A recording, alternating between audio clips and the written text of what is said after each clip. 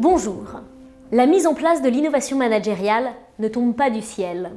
Et aussi paradoxal que cela puisse paraître, pour libérer l'organisation, il faut d'abord une implication totale des leaders clés de l'entreprise. Pour arriver à la réappropriation de l'entreprise par les salariés, il faut un acte fort, ferme et décisif de la part de la direction.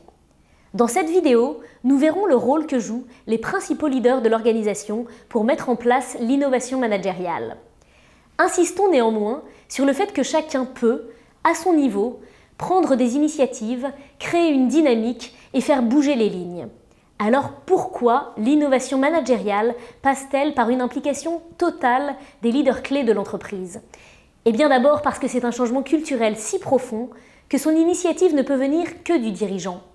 Il s'agit de construire et de porter une vision structurante, mais surtout, seul le dirigeant a le pouvoir et les moyens de lancer un changement de cette ampleur.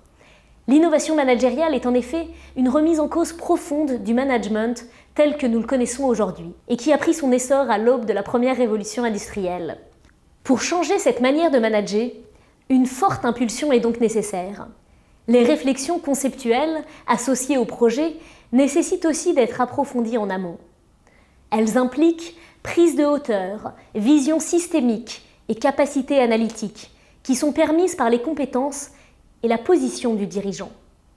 C'est la mission du leader de donner la vision et dans ce type de transformation, il est particulièrement important d'expliquer en permanence les raisons de cette mutation. Donc cette première phase d'explication, de pédagogie, est fondamentale pour la suite et indispensable tout au long du projet. Par ailleurs, les moyens nécessaires sont importants en temps et en coûts associés, et il est nécessaire de pouvoir les engager. Les tentations de retour en arrière sont régulières, et le rôle du leader est de maintenir le cap, et d'installer des périmètres de sécurité autour des endroits où les premières initiatives ont eu lieu, et autour des personnes qui les portent. Au-delà de son engagement personnel, le leader doit bien évidemment s'appuyer sur une équipe qui partage fortement les mêmes convictions, et qui est capable de porter le discours et de le déployer. Cette équipe doit inspirer les salariés, montrer une foi inaltérable et affirmer que le changement est irrémédiable. Elle doit aussi incarner le changement pour ce qui concerne les aspects qui les impactent, avec une vraie remise en cause personnelle qui donnera l'exemple aux autres. Il faut insister sur l'exemplarité du leader. Il a une responsabilité personnelle, celle de donner l'exemple du lâcher-prise, de la transparence, du management par la confiance et non par la directivité et le contrôle. En tant que leader, il a pour mission d'inspirer et de convaincre les cadres de l'organisation de le suivre. Il a pour objectif de les accompagner, de les aider à réinventer leur mission.